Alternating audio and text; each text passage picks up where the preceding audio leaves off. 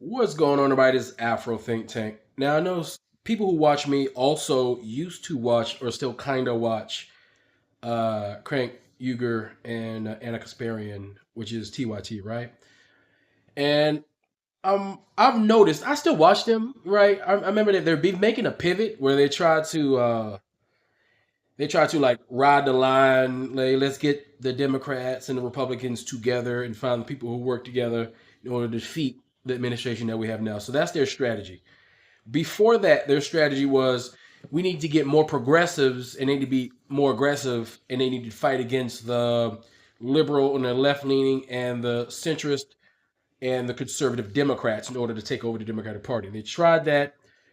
The liberal, the leftists, the centrists, and the conservative Democrat would not allow the progressives to take hold, even though progressive Democrats who represent basically I say about 90% of the African American political power in this country, and they also represent about 80% of the policies that are popular within America. Right? It's just that we can't seem to get the thing that most Americans want. We can't get the politicians that most Americans want in office to do the thing that we want them to do. Right? So somehow, as we pivot towards being okay with criticizing Israel, as Israel has, as of late, overstepped well beyond their already overstepping bounds at which the bought and paid for politicians allow them to do, because they have overstepped to the point to where everybody is just exhausted with their warmongering around the world.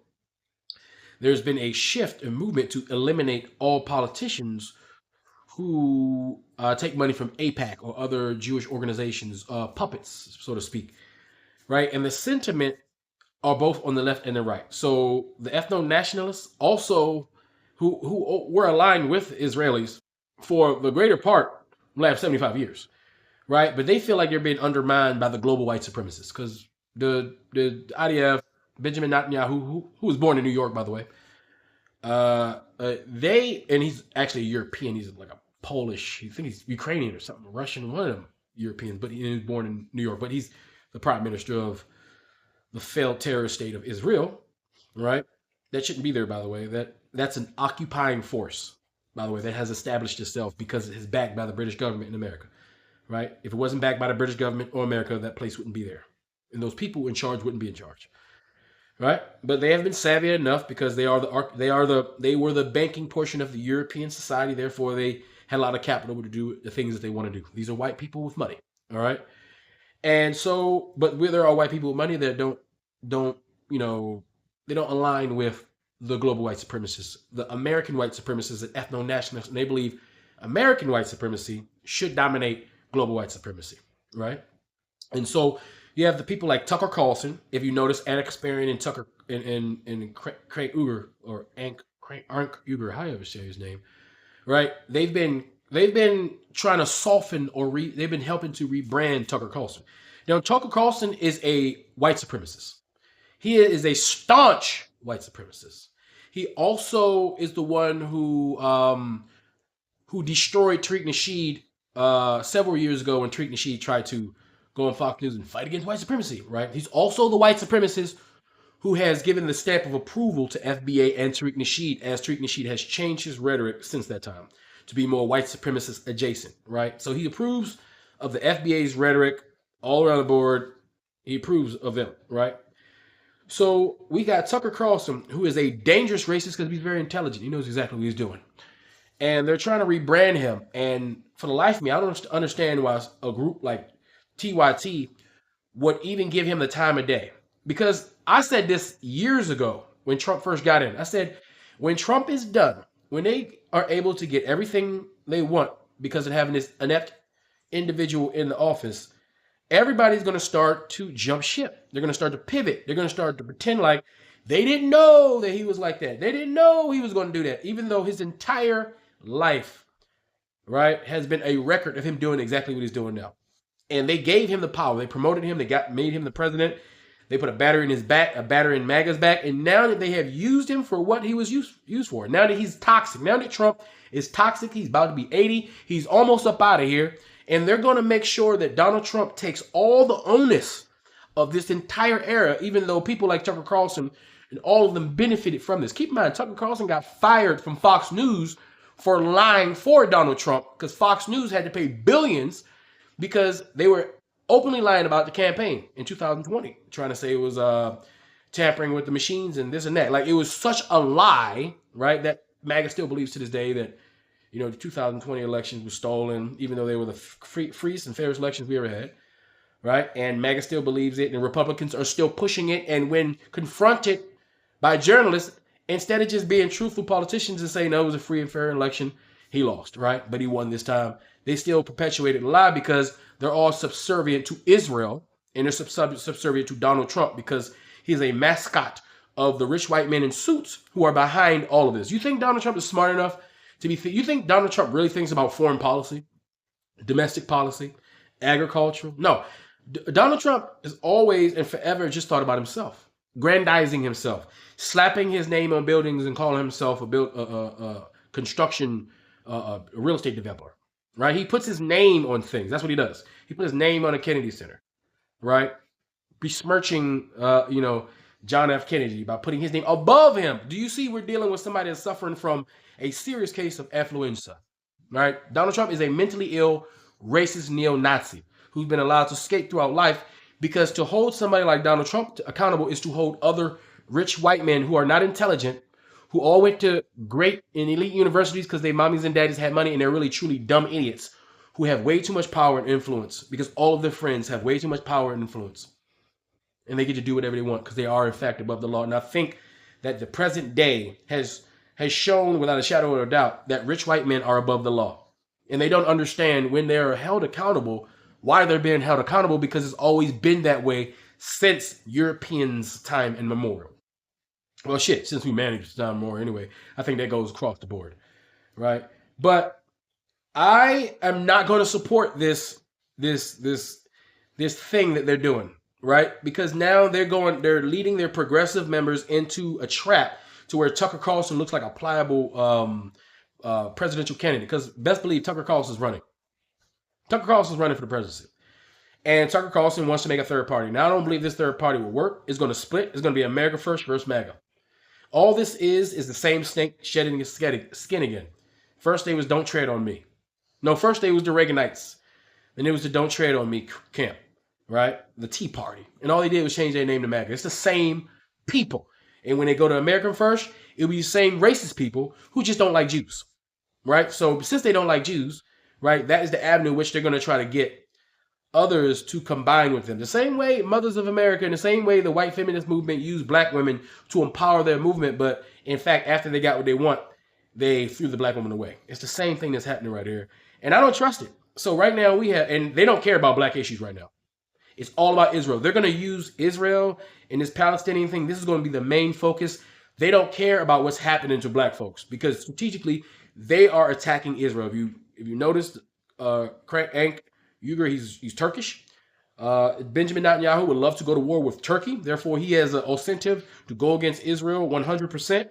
And anybody that's going against Israel, right, with the furor that's necessary to stop Israel from doing that particular thing, he's going to side with them. So he has strategically aligned himself with Tucker Carlson to create a new party or a new way of thinking, right, to fight the current powers that be, right? Now, I'm all for them fighting that, right? There are some aspects of that I'm like, okay, cool. I mean, if that's what y'all going to do, y'all do. But I am no fool to believe that political party or that ideological thinking is something that's going to support or benefit black people, period, right? And on our side, on the Democratic side, on the progressive side, we have the emergings of the AOCs. We have the left, right, fighting the progressives, right? You know, left-wingers, right, liberals and progressives are two different things. I know you mix them all up, but they have different ideologies. They may have things that are similar, but they have different ideologies, right? And they're battling it out to see who's going to be the leader of the party. Kamala Harris seems to be going to make another run for it. This time she'll have a full campaign, right? People don't understand that the vice president is a retainer. They don't do anything. Joe Biden's policies were not her policies. I've been supporting Kamala Harris since she first ran because I like her policies. Right? She has pretty good policies. Now, did she make some mistakes? I'm sure. You only got 90 days to run a campaign after all you was the vice president. Because keep in mind, 2028 was when she was supposed to run officially. That's when she was supposed to gear up to run. That way, she has her own administration. She has her own policies built off her own ideas, not just supporting the policies of somebody she ran against, which was Joe Biden, right? She was waiting her turn, but then she got thrusted into the head position because, I mean, these leaders getting old, right?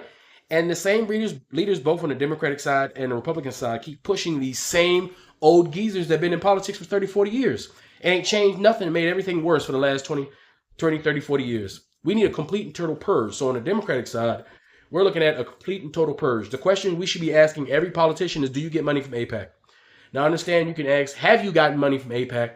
But are you getting money from AIPAC now? When you run in the 2028 election, are you getting money from AIPAC?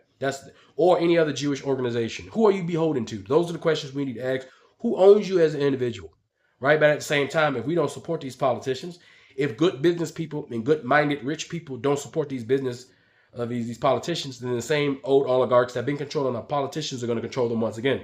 Therefore, we have to, as a group, it's not just about voting, but we have to participate financially, right, verbally, right, within the arena of politics and ideas. And when it's time to vote, we need to actually get ourselves up and physically go to a location and make our choice known, right? So, I think all politicians, black, white, anything on the Democratic side, who are you getting your money from? Who are you beholden to first? Are you for reparations? That needs to be a question that needs to be asked by every. Do you support reparations for the transatlantic slave trade? Will you officially apologize to African Americans for America's role, or the 13 colonies' role in the transatlantic slave trade? Will you recognize African American the transatlantic slave trade as the greatest crime in humanity? Because this administration said no, we're not even going to recognize it because it was legal to own slaves. That was their justification. This administration, this racist neo-Nazi administration, said they justified the enslavement of human beings because it was technically legal back then. Therefore, we don't got to apologize and we don't got to pay anything back. Even if this same administration has paid out reparations to the slaveholders, right, and other groups of people who they've marginalized over the years, right? So we know that's bullshit, right? So we need to ask all of our politicians straight questions, and put them on the record. We need to put them on the record. All the things, all the issues that we have. Straight ask every one of them, whether they're black. We don't need to save any black politician from being forced to ask these questions. And we need straight answers. Don't give us word salad. We don't want word salad no more. Because as black people, we still haven't figured out which we're going to do. Because as a person who advocates for voting right now, I don't see any avenue. I don't see any group of people that's looking to do anything for us. And even though all the candidates have not popped themselves out yet, but they will. Now we're going to have other issues. We're going to have issues like AOC. Is she going to be black enough when she runs? Because she's running. Is she going to be, now she's Puerto Rican, which is a saving grace because Puerto Ricans and blacks get along great, right? Puerto Ricans tend to know who they are, despite those white Neanderthal barbarian Puerto Ricans who are the conquistadors and the enslavers of the true Puerto Ricans, right?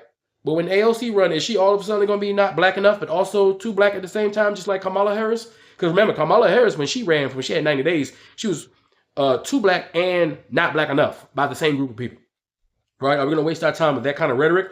Or are we going to look at the policies that these people are proposing and see if it's better than the policies proposed by the Republicans? Because the Republicans are not going to propose any policies. They're going to talk about gay stuff. They're going to talk about transgender.